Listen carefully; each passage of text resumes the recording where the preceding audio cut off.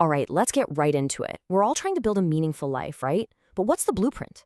Today, we're looking at a huge choice we all have to make in that design. Are we building a life based on accumulation, or are we building a life based on impact? And this quote from Simon Sinek, it really hits the nail on the head.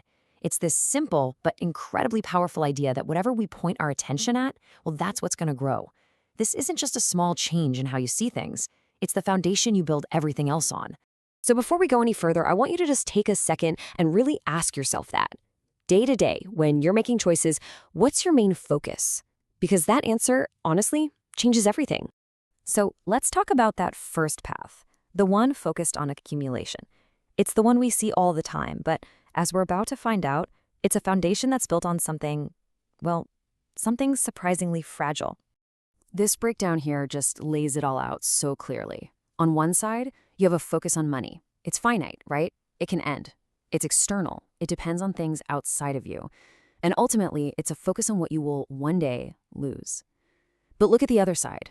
Impact. That's enduring. It lasts. It's internal. It comes from you. And it's all about what you give. I mean, think about this for a second. The Roman poet Juvenal pointed this out. We spend our entire lives trying to get more, to expand, to conquer, as if we could actually take it with us. But Alexander the Great, who conquered the known world, ended up needing the same thing as everyone else. It's a huge irony, isn't it? And this Stoic quote just says it all. It's blunt for sure, but it's so true. All the money, all the property, all the stuff, it becomes completely irrelevant the second our time is up. The game of accumulation has a very real and honestly a very humbling end. Okay, so if the whole accumulation thing is a trap, what's the escape route? Well, it all starts with a different way of looking at the world. It starts with having a vision for what could be. And Martin Luther King Jr. is maybe the perfect example of this. When he wanted to change America, he didn't just stand up there and list off everything that was broken. And believe me, he could have. But that wasn't his goal. No, what he did was so much smarter, so much more powerful. He took the ideals America said it believed in, justice, freedom, equality, and he just held them up like a mirror. He showed the country what it was supposed to look like. See? His message, at its core, wasn't about condemnation. It was about potential. He was saying, hey, we can be better than this. And that vision of a shared possibility is what inspired a whole movement. And that is the kind of vision we're talking about. The Roman Emperor Marcus Aurelius reminds us that there's beauty and meaning even in imperfection. If we just have the eyes to see it. It's about finding potential and even beauty where other people just see flaws. But, a vision is just a dream without action, right? So that brings us to the next piece of the puzzle, the work of agency. It's about making the choice to stop waiting and start creating.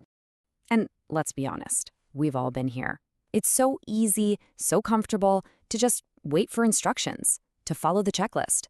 But this passive state is the enemy of making an impact. It's basically handing over our power to choose and to create. So how do you break out of that? It actually starts by flipping one simple question in your head. Instead of passively asking, what happens next, you actively ask, what will I do now? It's not about having all the answers. It's about finding a strategy, trying something new, and most importantly, just deciding to act. But look, nobody's saying this is easy. Martin Luther King Jr. himself acknowledged this constant internal struggle. He called it a civil war going on inside all of us, between our better selves and the parts that want to take the easy way out. Exercising agency means showing up for that fight every single day. And if you're going to fight that battle every day, you need stamina. You can't burn yourself out. To make this whole thing sustainable, you have to approach it with a sense of wholeness, bringing all parts of yourself to the table. You know where that starts? With being a little kinder to yourself. The mission to make an impact can't just become another stick to beat yourself up with. You're human, you're gonna make mistakes, you're gonna fall short. The key is just to accept that and keep going. Being whole also means getting out of your own head. Our bodies have their own kind of wisdom, that gut feeling, your energy level, that's all really important information. The goal is to be one piece, where your mind, your body, and your spirit are all working together. And how do you get there? Through practice. Not just talking about impact or thinking about it, but doing the small, consistent things day in and day out. As Gandhi said, that little bit of practice is worth so much more than just talking a good game. And this leads to a really crucial shift in thinking. The meaning isn't found in some far-off finish line, it's found in the daily process, in the act of showing up and doing the work. The journey itself is where life gets rich. So that brings us to our last idea, and it's this really beautiful metaphor that kind of wraps everything up perfectly. It's a way to think about the end of a life that was lived with real purpose. I mean, just listen to this from Marcus Aurelius. It's absolutely beautiful. It's not about clinging to life, trying to grab more time or more stuff. It's about fulfilling your purpose and then letting go with grace and gratitude for the whole journey. It's just the perfect image of a life of impact. So, at the end of the day, it really just comes down to this. This is the final choice. Are you focused on what you stand to lose? Because that's a focus based on fear. Or are you focused on what you have to give? Because that's a focus based on courage. And really, that's the only question that matters.